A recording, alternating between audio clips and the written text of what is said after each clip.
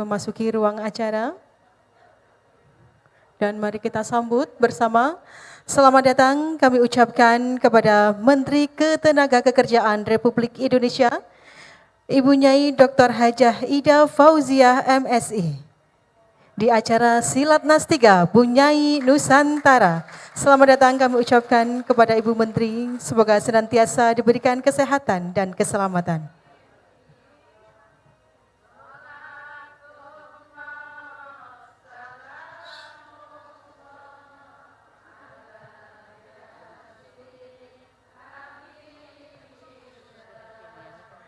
Menyanyikan lagu kebangsaan Indonesia Raya.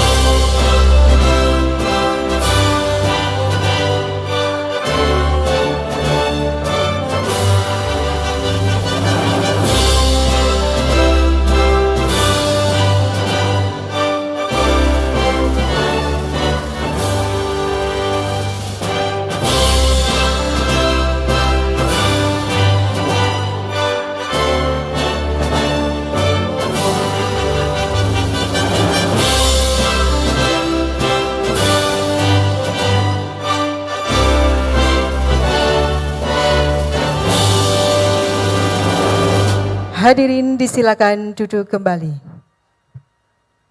Assalamualaikum warahmatullahi wabarakatuh. Bismillahirrahmanirrahim. Alhamdulillahirabbil alamin.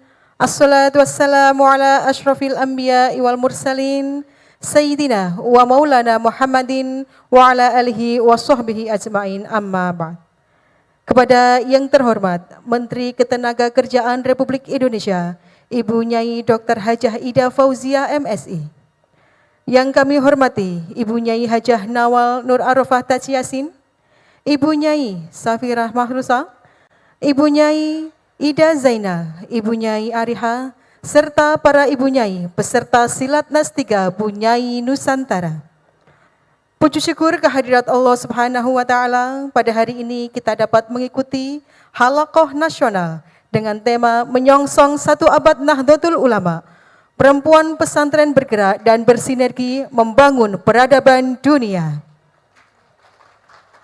Salawat serta salam semoga tetap terabadikan ke pangkuan beliau Nabi Agung Muhammad sallallahu alaihi wasallam. Hadirin yang berbahagia, mengawali acara pada hari ini, marilah kita buka dengan bacaan Ummul Kitab bersama. Ala hadiniyah biniyatin surah. Al-Fatihah.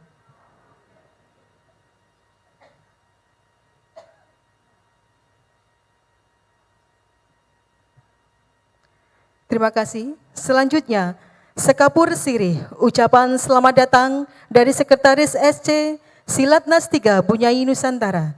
Kepada yang kami hormati Ibu Nyai Dr. Ariha MAG, disilakan.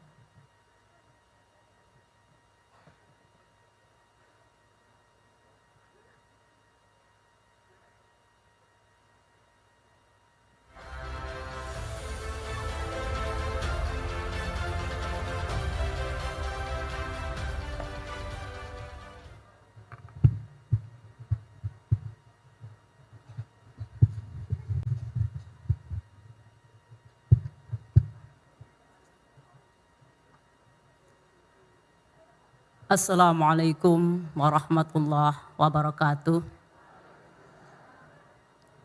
Bismillah, alhamdulillah, La haula wala quwata illa billah, amma ba'du. Yang terhormat Menteri Ketenagakerjaan Republik Indonesia, Ibu Nyai Hajah Dr. Ida Fauziah MSI. Yang kami taati, kami ta'zimi para punyai sepuh yang selalu membersamai kita. Alhamdulillah, haru sekali dari berbagai Nusantara rawuh. Ibu-ibu nyai se-Nusantara Indonesia Raya yang sudah rawuh, awal sekali marilah kita manjatkan puja dan bersyukur kehadirat Allah Subhanahu wa taala biqaulina alhamdulillah wa syukrulillah ala ni'amillah. Bahwasanya dengan berbagai dinamikanya pada hari ini kita bisa berkumpul bermuajahah dalam suasana yang penuh ukhuwah, insya Allah ilmiah wal mubarakah. Amin Allahumma amin. Kedua kalinya salat serta salam marilah senantiasa tidak lupa kita sanjungkan kepada beliau Rasulullah sallallahu alaihi wasallam biqaulina Allahumma shalli ala sayyidina Muhammad, Allahumma shalli alaihi wasallim. Hadirin yang dirahmati oleh Allah Subhanahu wa taala, sebagaimana yang sudah disampaikan oleh para tokoh punyai perempuan, para tokoh perempuan, ibu nyai yang sudah matur di awal tadi, betapa menunjukkan dinamika yang luar biasa pada pergerakan perempuan, terutama di kalangan pesantren, sehingga niatan yang begitu kuat mengantarkan para bunyai semuanya dari seluruh Nusantara untuk mengikuti Silatnas yang ketiga ini dengan penuh semangat sekali lagi. Pada Silatnas yang ketiga ini tampak sekali sesuatu yang istimewa, yang unik saya melihatnya. Selain dinamikanya begitu luar biasa, adanya visi dan motivasi yang hampir sama dari para bunyai sebagai modal utama kita untuk bertemu bersilaturahmi. Tidak hanya sekedar bersilaturahmi bereuni, tetapi insya Allah dalam majelis yang mubarakah ini,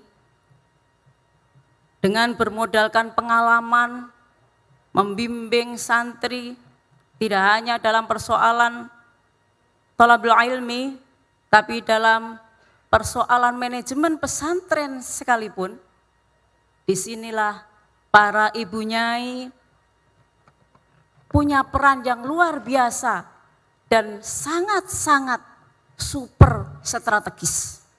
Sudah sangat super lagi. Luar biasa karena ibu nyai itu adalah role model, tidak hanya bagi para santri-santrinya, tetapi juga bagi masyarakat luas. Oleh karenanya,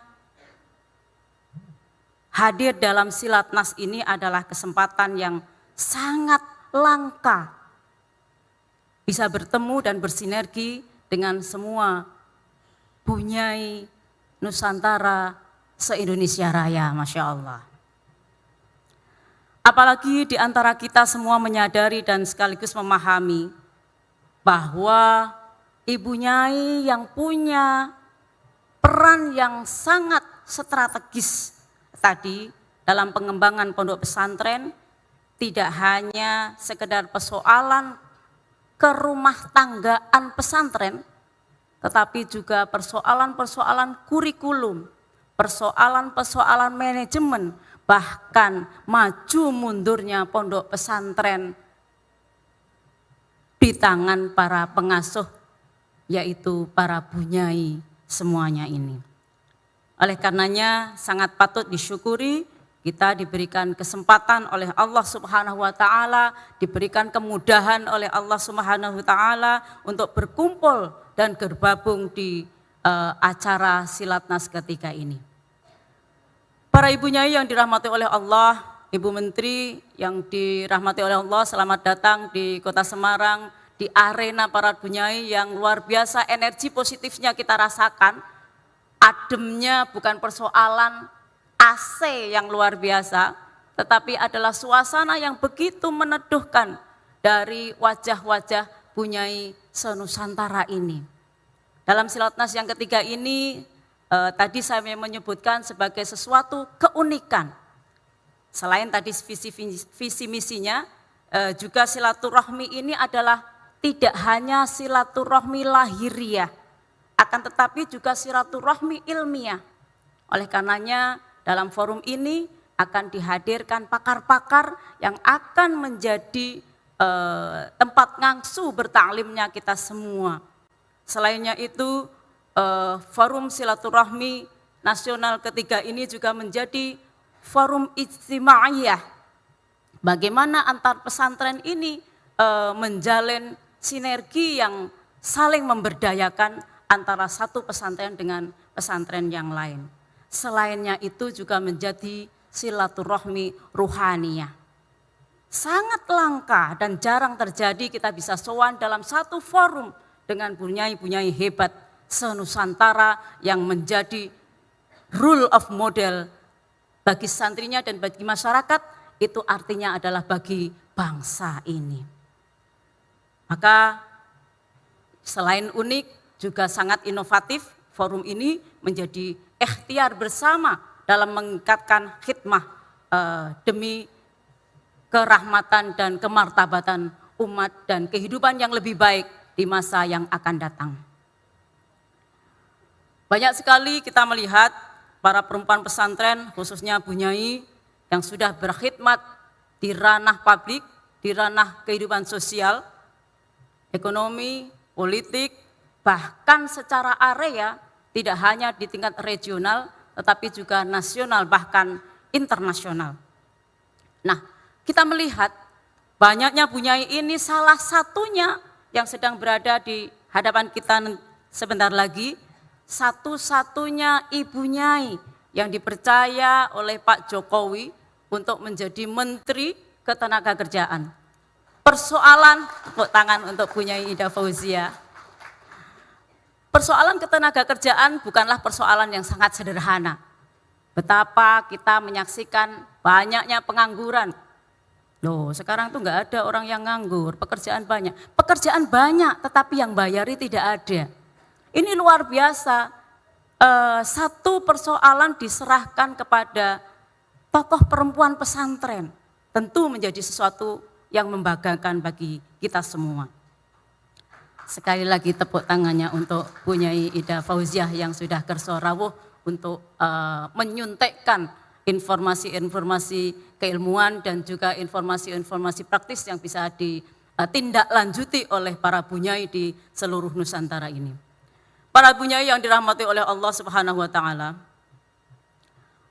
Di sini bunyai semuanya berkumpul tentu saja tadi untuk mensinergikan kekuatan untuk kehidupan bangsa ini ke depan yang lebih baik. Meskipun kita tahu para bunyai sudah banyak berkiprah di majelis ta'lim, kemudian di aktivitas publik yang lain, melakukannya memang iya, ya, tetapi mungkin publikasi dan rekognisi yang tidak sehebat sekarang ini kita rasakan, sehingga begitu menjadi perhatian yang luar biasa tentang aktivitas Ibu Nyai ini. Ibu Menteri yang kami hormati, pada kesempatan kali ini ada beberapa tujuan, salah satunya adalah silaturahmi nasional ketiga Ibu Nyai Nusantara ini bertujuan sebagai sarana silaturahmi antar bunyai senusantara untuk membangun sinergitas gerakan perempuan Nusantara. Selain itu juga merumuskan strategi dalam meneguhkan peran dan eksistensi bunyai untuk bergerak dan bersinergi dalam isu-isu sosial, ekonomi, keagamaan baik di tingkat lokal, regional, nasional bahkan internasional. Oleh karenanya kegiatan ini nanti ada FGD yang kemudian tentu para bunyai ini akan menyusun rekomendasi yang tentu akan berhasil guna sebagai RTL-nya, sehingga tidak mandek di forum ini saja. Oleh karenanya forum ini juga akan merumuskan strategi dalam meneguhkan peran dan eksistensi Ibu Nyai dalam membangun peradaban dunia. Betapa luar biasa tadi sudah disampaikan, dan dukungan luar biasa. Mungkin kalau dulu-dulu dukungan para Pak Kiai itu masih sembunyi-sembunyi, mungkin masih ada yang malu-malu kalau ada Ibu Nyainya berkiprah di dunia publis gitu ya, di dunia sosial kemasyarakatan. Sekarang luar biasa, para Pak Kiai pun mendukung luar biasa, bahkan secara masif begitu. Memang sangat diperlukan betapa peran dari Ibu Nyai tidak hanya di tingkat lokal pesantrennya, tetapi mesti di-up untuk ke seluruh bangsa ini. Saya pikir itu, dan mohon sekali mohon kepada Ibu Nyai Dr. Hajah Ida Fauziah MSI untuk menyampaikan hal-hal yang bisa sangat strategis untuk di RTL, di follow up, dan mohon kepada semua peserta untuk bisa menyimak sekaligus menikmati informasi-informasi yang luar biasa ini yang pasti akan bermanfaat untuk pesantren kita. Saya pikir itu tidak panjang kata, segera mari kita ikuti apa yang akan disampaikan oleh Ibu Menteri Tenaga Kerja, Ibu Nyai Hajah Dr. Ida Fauziah MSI.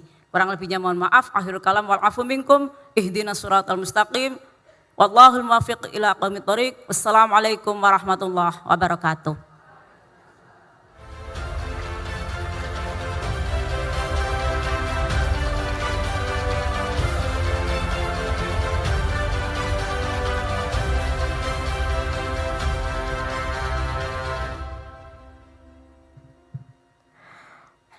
Para Ibu Nyai rahimakumullah, selanjutnya marilah kita simak dengan seksama keynote speaker Halakoh Nasional Silatnas 3 Bunyai Nusantara oleh Menteri Ketenagakerjaan Republik Indonesia. Kepada yang terhormat Ibu Nyai Dr. Hajah Ida Fauziah, kami persilakan.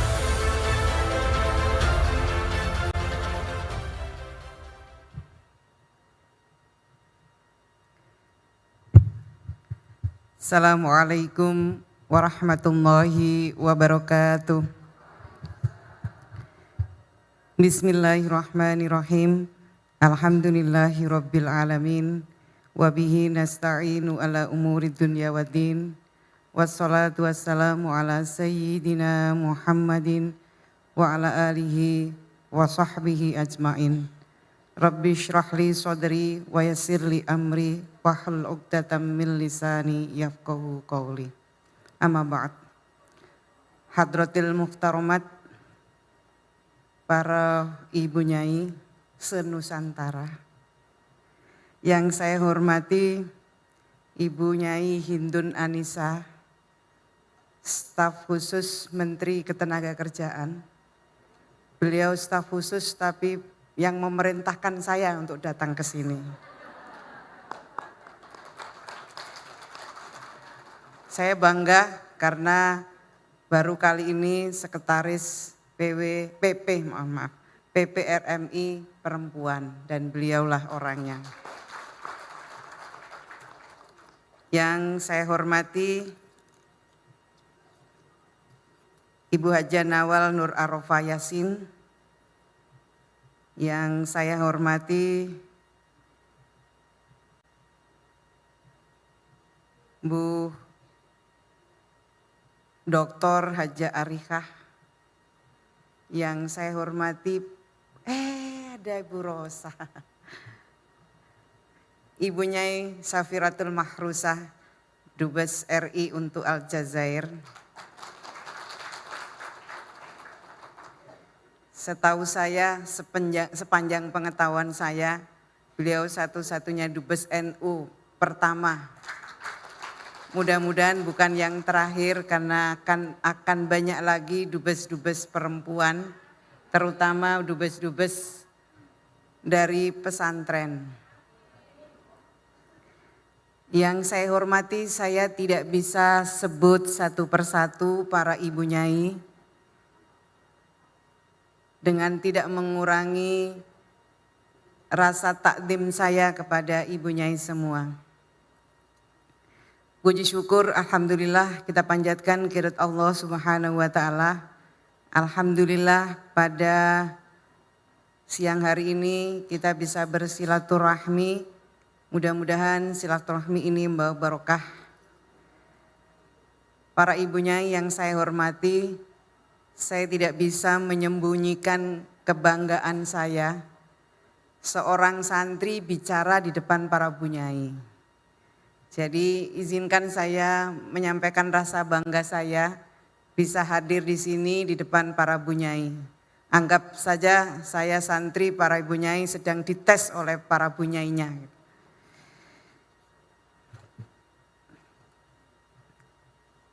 Tentu dalam kesempatan yang berbahagia ini kita tidak bisa juga menyembunyikan rasa tasyakur kita kepada Allah Subhanahu wa taala, karena alhamdulillah perjalanan panjang Nahdlatul Ulama telah sampai pada masa atau umur 1 abad.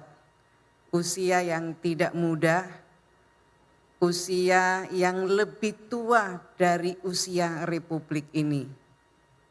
Kita baru berusia 77 tahun, kita maksudnya bangsa Indonesia baru berusia 77 tahun, tapi perjalanan Nahdlatul Ulama sudah sampai 1 abad, akan sampai pada 1 abad dihitung dari bulan Hijriah.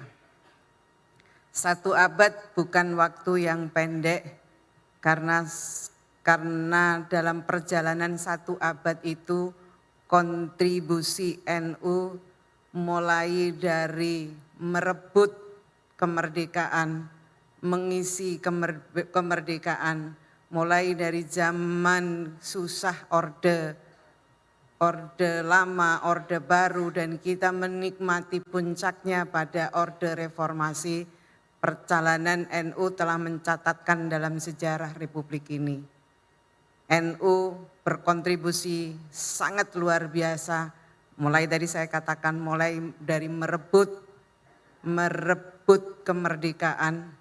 Saya kira perjalanan panjang Indonesia itu tidak bisa dilupakan sejarah NU, di dalamnya sejarah pesantren dengan ikhtiarnya Mbah Hasyim Asy'ari dengan revolusi jihad. Karena kalau kita bicara perjalanan panjang NU, maka kita tidak bisa lupakan pesantren di dalamnya. Karena pesantren adalah ruh dari Nahdlatul Ulama. Dan sejarah pun mencatat bahwa pesantren mengambil peran negara dalam mencerdaskan kehidupan bangsa. Banyak pesantren yang lahir sebelum kemerdekaan ini. Pesantren-pesantren berkontribusi nyata dalam mencerdaskan kehidupan bangsa. Andai negara harus menggantinya, saya yakin negara tidak akan sanggup menggantikan betapa besar jasa pesantren kepada bangsa ini. Dihitung-hitung dengan apa? Dengan misalnya lahirnya undang-undang pesantren, menurut saya tidak sebanding dengan yang diberikan oleh pesantren dalam mencerdaskan kehidupan bangsa. Kontribusinya jelas tidak sedikit, karena kalau kita lihat data dari Direktorat Pendidikan Diniyah dan Pondok Pesantren Kementerian Agama, pesantren itu jumlahnya tidak kurang dari 28.000 pondok pesantren seluruh Indonesia. Tidak kurang dari 5 juta santri yang ada di Indonesia. Itu artinya apa? Dengan 28.000 pesantren telah mengambil peran dan tanggung jawab negara. Saya kira kita semua hafal tugas negara itu mencerdaskan kehidupan bangsa. Dan itu diambil oleh pesantren dengan peran-perannya mencerdaskan kehidupan bangsa.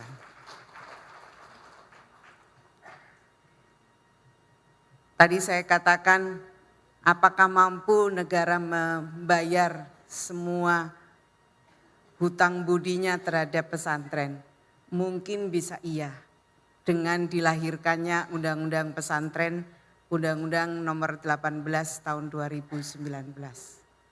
Di hadapan ibu-ibu saya ingin menyampaikan bangga saya karena saya adalah yang mengusulkan undang-undang ini menjadi undang-undang inisiatif.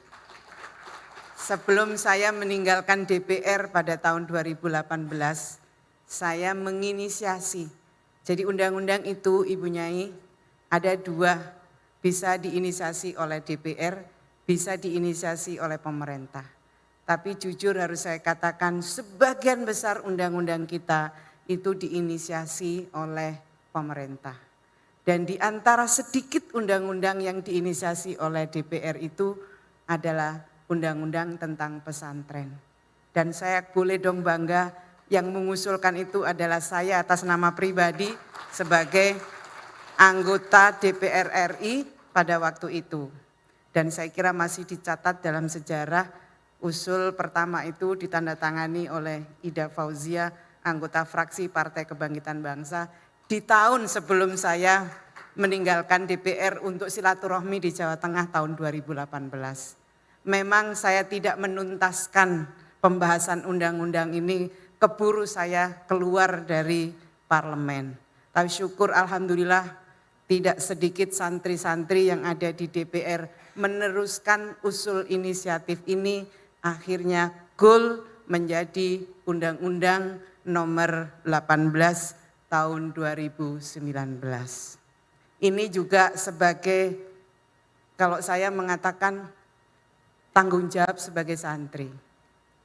Saya agak risih disebut Bu Nyai, saya santri yang benar. Tanggung jawab sebagai santri yang kebetulan mendapatkan amanah sebagai wakil rakyat. Jadi atas dasar kepatuhan saya, khidmat saya sebagai santri, maka salah satu yang saya lakukan adalah menginisiasi undang-undang tentang pesantren. Di undang-undang ini memang sejak awal kita melihat bahwa pesantren itu adalah satu unit lembaga pendidikan tapi juga melakukan fungsi-fungsi yang lain. Kalau banyak lembaga-lembaga pendidikan hanya melakukan fungsi pendidikan saja, tapi kalau pesantren memiliki karakter yang berbeda. Di situ ada fungsi dakwah, di situ ada fungsi pemberdayaan masyarakat, dan yang ketiga fungsi pendidikan, fungsi yang utama fungsi pendidikan. Ini yang menjadikan pesantren itu berbeda dengan lembaga pendidikan yang lain. Karena keunikannya dia melaksanakan yang paling kelihatan adalah fungsi pemberdayaan masyarakat. Di dalam undang-undang ini juga diperkenalkan tentang arkanul ma'had untuk membandingkan antara lembaga pendidikan ini dengan lembaga pendidikan yang lain. Di situ ada unsur kiai, ada unsur santri, ada unsur tempat ibadah, ada asrama, ada kajian kitab kuning. Jadi inilah yang membedakan pesantren dengan lembaga pendidikan pada umumnya. Ada kiai, ada santri, ada tempat ibadah, ada asrama, dan yang ketiga ada kajian kitab kuning. Nah kalau ini yang menjadi rukunnya, maka gugurlah sebenarnya lembaga-lembaga lain yang mulai banyak sekarang mengaku-ngaku menjadi pesantren tapi tidak pernah menjadikan kitab kuning sebagai bahan kajiannya. Di situ disebutkan bahwa kiai tidak merujuk pada jenis kelamin.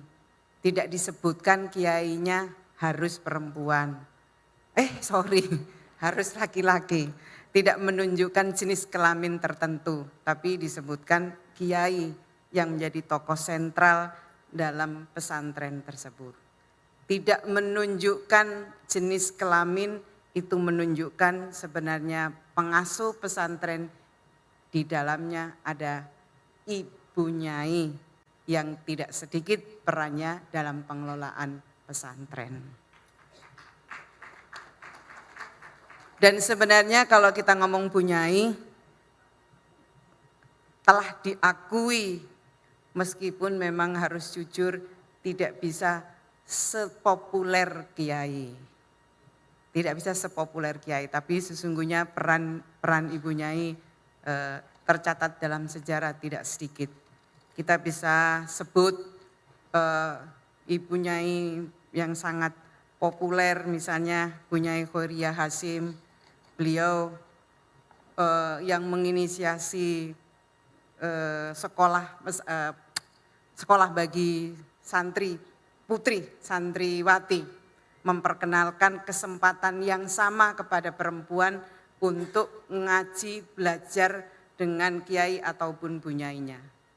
Kalau dulu pesantren didominasi oleh santri laki-laki, karena perjuangan Ibu Nyai Khoiriyah Hasyim ini, maka akses kesempatan perempuan untuk sama-sama memperoleh ilmu-ilmu agama itu bisa kita dapatkan. Dan saya kira kita juga bisa membaca dari berbagai literatur, peran Ibu Nyai sungguh sangat luar biasa. Sebenarnya bisa kita katakan Ibu Nyai pun memiliki otoritas keagamaan yang sama yang dimiliki oleh kiai. Seorang kiai maupun Ibu Nyai, saya kira semua kita masyarakat tahu memiliki peran strategis. Strategisnya itu tidak hanya untuk kepentingan internal pesantren, tapi semua juga sudah mencatat bahwa peran strategisnya itu juga di luar pesantren dirasakan manfaatnya.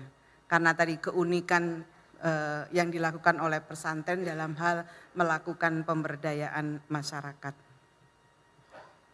Saya kira dalam banyak kita juga mencatat ibu-ibu semua mengikutinya menjadi bagian dari perjalanan para Ibu Nyai, perannya tidak sedikit yang di dalamnya merancang kurikulum pesantren, memikirkan bagaimana sarana dan prasarana, dan yang paling menonjol itu adalah manajemen pesantren itu lebih banyak disentuh oleh para Ibu Nyainya. Saya santri di Pondok Pesantren Bahrul Ulum Tambak Beras Jombang, di Pondok Pesantren Al-Latifiyah, itu Bu Nyainya Ibu Nyai Wahab Hasbullah. Beliau sudah ditinggal oleh Kiai Wahab Hasbullah. Karena beliau ditinggal oleh Bu Nyai Wahab Hasbullah, pengelolaan pesantrennya dikelola oleh Bu Nyai Wahab Hasbullah. Beliau dari tangan beliaulah manajemen pesantren itu beliau lakukan. Beliau juga memperkenalkan para santrinya itu dengan kehidupan masyarakat. Saya kira ini kalau saya mencontohkan terlalu banyak. Saya ibu-ibu Nyai semua ini adalah best practice dari apa yang saya sampaikan. Saya tidak perlu menceritakan terlalu banyak, nggaramin laut. Karena Ibu Nyai bukan hanya memiliki pemahaman, tapi Ibu Nyai semua yang ada di sini adalah pelaku sejarah bahwa pesantren itu ada sentuhan para Ibu Nyai di dalamnya. Tepuk tangan untuk para Ibu Nyai semua. Di luar itu, tadi yang menjadi keunikan pesantren itu, para Ibu Nyai ternyata menjadi penggerak perubahan sosial, agent of change, memiliki kapasitas menjalankan fungsi pesantren dalam bidang dakwah dan pemberdayaan masyarakat. Bu Nyai ini aktif tidak hanya mengelola santrinya, tapi menjadi bagian dari kehidupan sosial masyarakat. Jadi multi talenta, ngelola santri yes, memberdayakan masyarakat yes, melakukan dakwah yes. Judulnya adalah yes, yes, yes, itu Ibu Nyai. Luar biasa. Termasuk di dalamnya menggerakkan ekonomi masyarakat. Kalau tidak heran, makanya kalau hari ini saya dengar juga ada pameran produk UMKM yang dikelola oleh pesantren. Itu benar-benar tanda bahwa Bu Nyai juga melakukan peran-peran sosial ekonomi. Dalam beberapa kasus tidak sedikit pesantren juga melakukan advokasi. Ada beberapa pesantren yang menjadi semacam Women Crisis Center. Ada saya banyak melihat pesantren menjadi shelter bagi perempuan-perempuan yang mengalami berbagai persoalan. Sebenarnya saya juga ingin merekomendasikan kepada Menteri Pemberdayaan Perempuan, larikan ke pesantren. Memang tugasnya menjadi ganda, tapi menurut saya pesantren ini akan sangat efektif untuk melakukan peran-peran advokasi. Itu. Jadi mohon maaf Ibu Nyai, perannya menjadi sangat banyak, ngurusi santri, ngurusin masyarakat, ngurusin dakwah, ngurusin ekonomi, ditambahin lagi menjadi shelter bagi perempuan-perempuan yang perlu mendapatkan advokasi. Pokoknya Bu Nyai itu segalanya, multi talenta, benar-benar multi talenta. Luar biasa, yes, yes, yes untuk semua kompleksitas urusannya duniawi dan ukhrawi. Nah, para Ibu Nyai yang saya hormati, dengan peran-peran yang strategis, kita sekarang menghadapi tantangan yang tidak ringan. Kita menghadapi sekarang revolusi industri 4.0. Belum selesai kita merespon revolusi industri 4.0. Kita dihadapkan pada revolusi society 5.0. Kita masih saja mencoba menyiapkan respon kita terhadap revolusi 4.0. Kita sudah dihadapkan dengan revolusi society 5.0. Ada banyak hal yang menuntut kita dalam revolusi industri 4.0. Apa itu Bu? Persoalannya adalah berbagai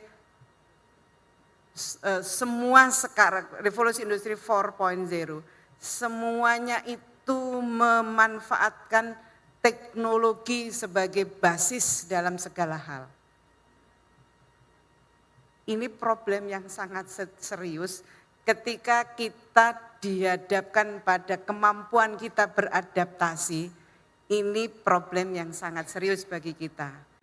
Dan pandemi COVID-19 itu memaksa kita mempercepat revolusi 4.0. Dalam kondisi tergagap-gagap dipaksa oleh keadaan karena pandemi COVID-19, mau tidak mau kita harus menggunakan teknologi. Saya kira masih hangat bagaimana kesigapan kita harus melakukan pembelajaran jarak jauh. Saya kira mohon maaf sekali, masing-masing pesantren tentu memiliki kesigapan yang berbeda. Tapi siap dan tidak siap, kondisi pandemi memaksa kita untuk siap menghadapi revolusi industri 4.0. Dalam posisi kita menghadapi industri 4.0, kita dihadapkan pada era society 5.0. Pada era society 5.0 itu ada 4 kemampuan yang harus dimiliki. Apa itu? Yang pertama adalah creativity, yang kedua critical thinking, yang ketiga communication, yang keempat collaboration. 4 itu menjadi kunci kita menghadapi society 5.0. Creativity. Yang keempat critical thinking. Yang ketiga communication. Yang keempat collaboration. Ini 4 hal yang rasa-rasanya menjadi kebutuhan kebutuhan yang harus bisa kita penuhi menghadapi kondisi ke dunia yang semakin terus semakin hari semakin dinamis. Termasuk saya kira kita dihadapkan bagaimana menghadirkan kurikulum pesantren, literasi digital di pesantren, itu mau tidak mau kita harus bisa menjawab itu.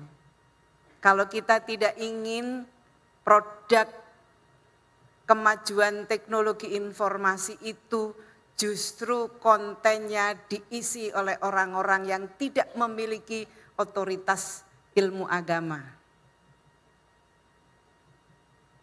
Kita tetap melakukan hal-hal yang sudah kita lakukan menjadi kebiasaan kita. Tapi mau tidak mau kita harus bisa menjawab kebutuhan itu, karena kalau kita tidak maka akan dimanfaatkan, akan digunakan oleh orang lain yang lebih siap, yang belum tentu mereka memiliki kesamaan dalam mengembangkan Islam. Tentu yang kita kembangkan Islam adalah Islam Ahlussunnah wal Jamaah An-Nahdliyah.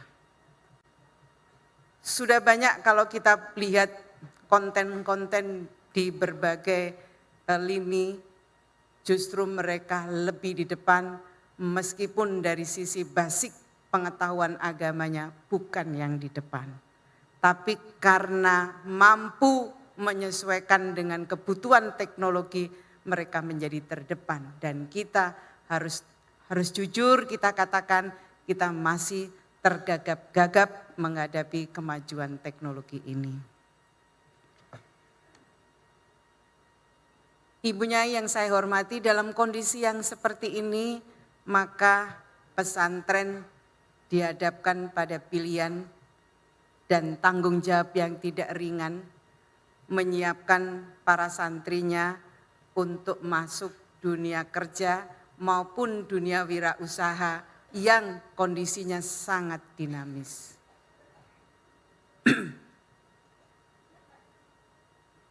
Para santri itu juga yang akan masuk di dunia kerja. Para santri ini tidak selamanya akan santri, dia akan kembali ke masyarakat dan dia harus dihadapkan pada dunia kerja yang kondisinya sangat-sangat dinamis. Dalam kondisi yang seperti itu, kalau kita tidak bisa menyiapkan mereka, maka pesantren akan menyumbangkan pengangguran bagi dunia ketenagakerjaan kita. Meskipun saya tidak punya survei berapa santri yang menjadi pengangguran, karena dalam sepanjang pengetahuan saya, santri tidak pernah nganggur, karena santri dalam posisi apapun dia mengambil peran-peran yang itu tidak bisa digantikan oleh yang lain. Menjadi guru, menjadi ustadz, baik di masyarakat maupun di sekolah-sekolah, di lembaga-lembaga pendidikan. Saya tidak punya surveinya, tapi saya lihat santri itu tidak pernah menjadi kelompok penyumbang pengangguran di Indonesia. Tapi tepuk tangannya tahan dulu Bu, tahan dulu.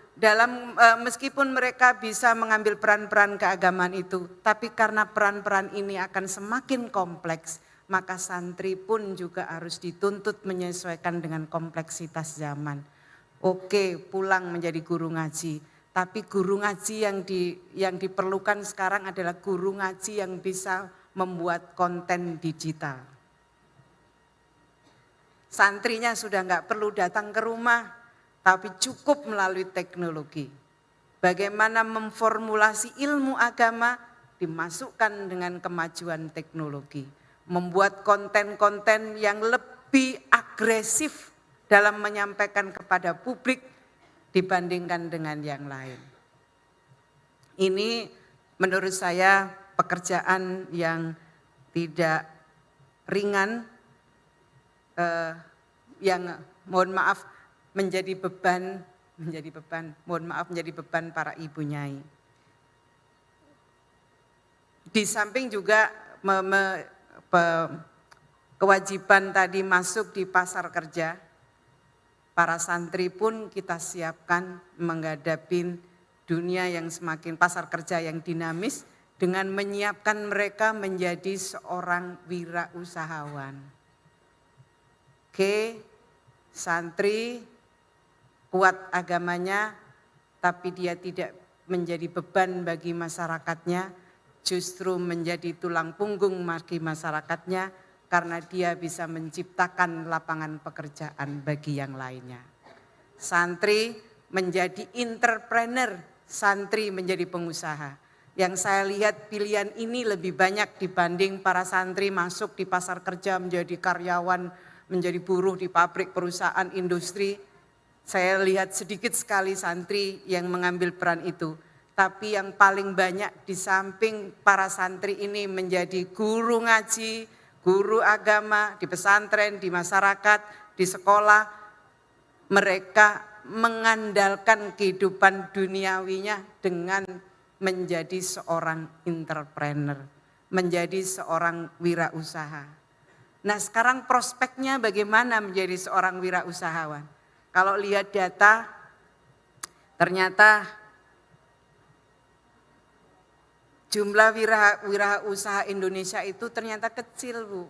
Berarti kan santrinya juga kecil yang jadi wirausaha.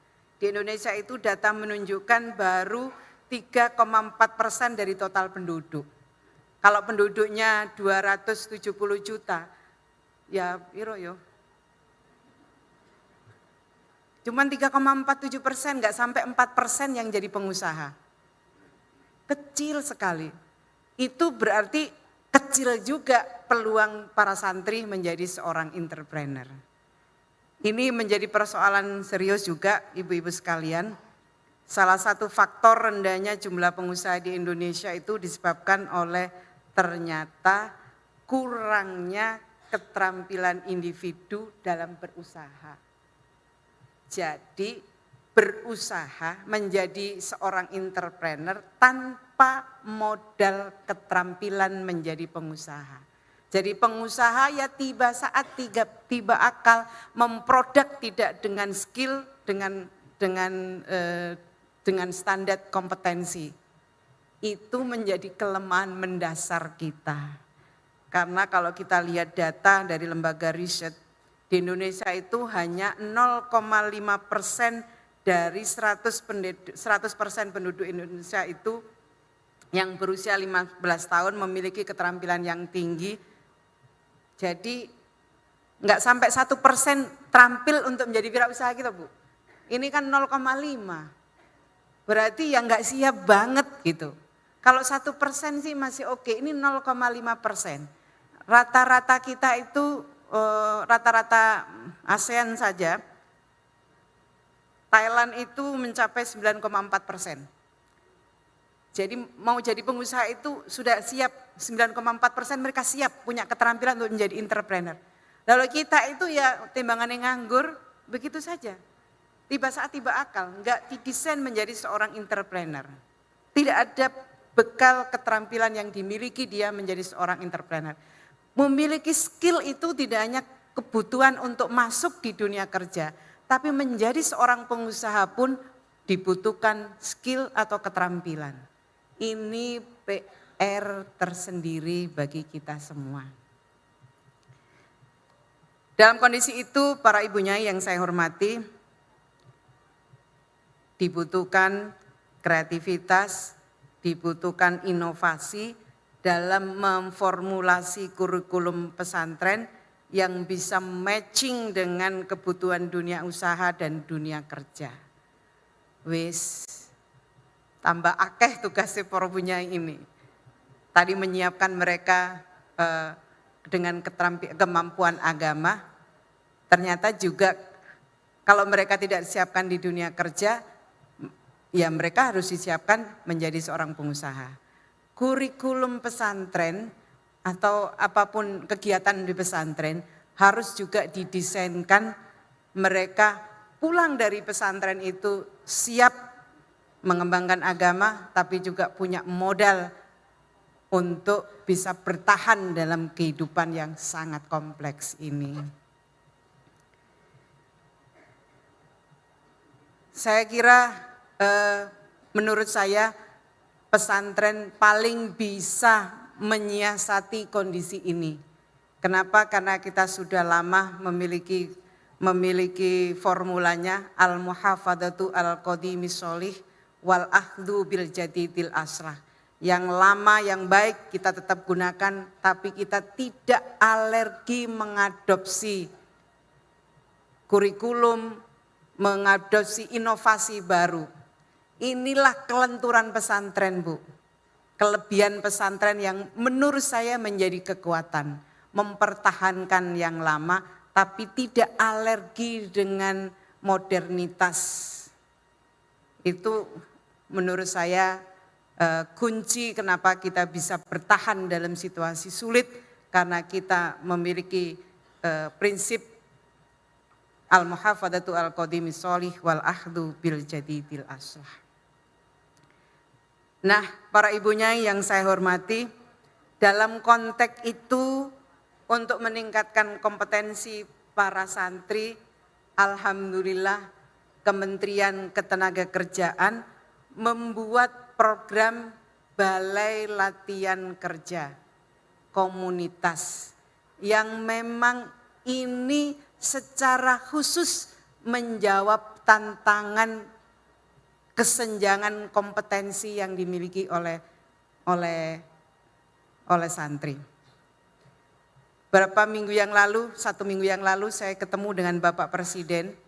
Beliau mengatakan beliau sangat senang dengan program BLK komunitas ini karena ini bisa menjawab kesenjangan kompetensi para santri. Alhamdulillah sampai tahun 2021 ya, sudah dibangun pesantren, BLK komunitas sebanyak 2.912 BLK komunitas. Yang saya sendiri termasuk Bapak Presiden tidak puas dengan hanya membangun 2.912 BLK ini. Kalau tadi saya sampaikan data Kemenak tahun 2020 jumlah pesantren 28.000, artinya masih dibutuhkan 26 tahun lagi untuk bisa membangun BLK komunitas di seluruh Indonesia. Di seluruh pesantren di seluruh Indonesia.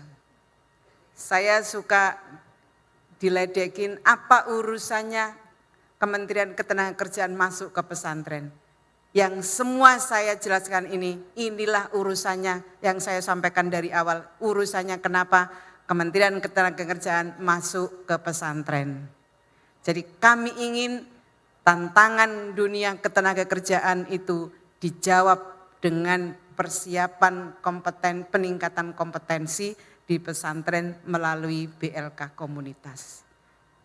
BLK komunitas yang kita desain sekarang tidak hanya kita desain sebagai sarana pelatihan bagi para santri untuk meningkatkan kompetensi, tapi juga kita desain kemandirian BLK komunitas menjadi BLK yang juga siap melahirkan entrepreneur, melahirkan wirausahawan.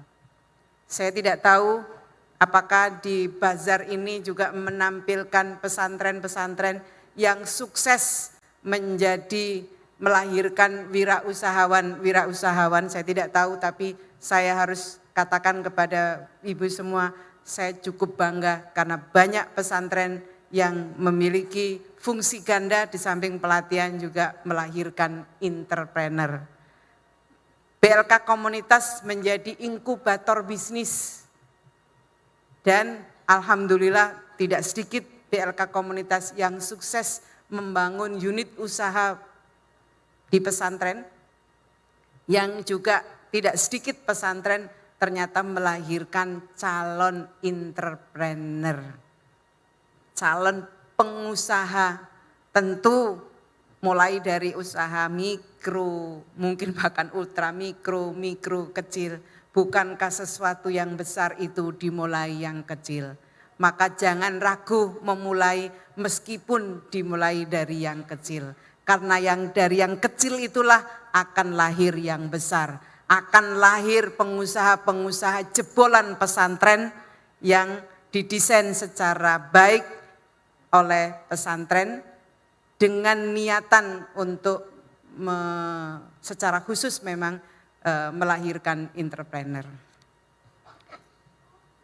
Para ibu nyai yang saya hormati, tentu berharap di antara para bu nyai yang ada di sini yang memiliki BLK komunitas kiranya juga mendorong BLK komunitas yang ada mandiri, menjadi BLK yang mandiri. 2 tahun kami mendampingi, tapi selebihnya kami berharap mandiri, meningkatkan kompetensi untuk kebutuhan pasar kerja maupun kebutuhan melahirkan entrepreneur. Para ibu nyai yang saya hormati, selanjutnya dengan begitu dahsyatnya peran para bu nyai, maka saya kira peran-peran yang luar biasa dari para ibu nyai itu mengantarkan peradaban di negara ini melalui tangan-tangan para ibu nyai. Saya kira kalau kita membangun peradaban, maka kita tidak bisa melepaskan manusia sebagai subjek individu pembentuk budaya luhur dari suatu kelompok masyarakat. Jadi peradaban itu dimulai dari kita membangun manusianya. Karena pesantren memulai membangun manusianya, maka pesantren membangun peradaban. Kalau kita bicara peradaban, maka di situ ada perempuan yang juga menjadi subjek sekaligus objek peradaban itu sendiri. Saya kira prinsip kalau dalam demokrasi itu kita mengenal bahwa tidak ada demokrasi sejati tanpa ada keterwakilan perempuan di dalamnya. Maka dalam membangun peradaban pun sesungguhnya peradaban itu akan sampai pada tingkat yang tinggi jika kita melibatkan perempuan di dalamnya.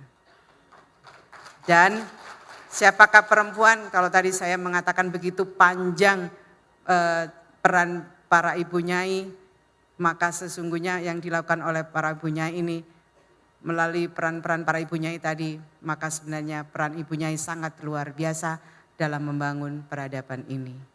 Dan ini akan kita sumbangkan kepada Indonesia, kita sumbangkan disumbangkan kepada NU, NU menyumbangkan kepada Indonesia, NU bagian penting dari pembangunan peradaban di Indonesia. Saya kira peran kontribusinya para ibu nyai cukup luar biasa untuk menjadi bagian dari sumbangsih NU terhadap Indonesia. Saya kira itu para ibu nyai sharing saya sebagai santri yang harus menyampaikan di depan para ibu nyai. Mudah-mudahan memberikan energi baru bagi kita menghadapi tantangan yang sangat dinamis ini. Terakhir saya ingin menghadiahkan pantun untuk para ibu nyai. Ke Semarang, ke Kota Tua. Jujur ini saya lakukan Bu tadi pagi sebelum ke sini. Jadi saya membuat pantun untuk ibu-ibu karena pengalaman tadi pagi. Ke Semarang, ke Kota Tua, berfoto di taman sungguh sangat indah. Selamat bersilat nas Bu Nyai Nusantara, pesantren maju negara jaya. Terima kasih. Wallahul muwaffiq ila aqwamit thoriq. Wassalamualaikum warahmatullahi wabarakatuh.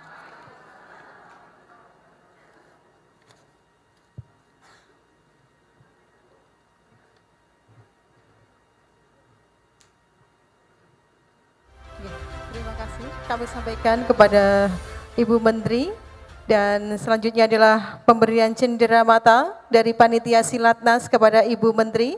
Mohon bersedia Ibu Menteri untuk berada di depan, ya, dan akan diserahkan oleh Ibu Nyai Nawal. Kami persilakan. Oke, cindera mata dari Panitia Silatnas 3 Bunyai Nusantara.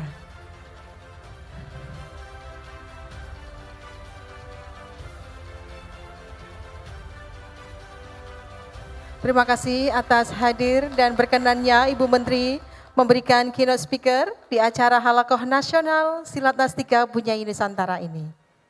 Dan selanjutnya kita akan ada sesi foto bersama. Mohon kepada Ibu Menteri beserta dengan para Ibu Nyai Sepuh untuk berada di depan dan para hadirin dimohon untuk bisa berdiri. Kita foto bersama. Foto akan diambil dari panggung depan. Monggo para peserta untuk berdiri. Kita foto bersama. Ya. Oke.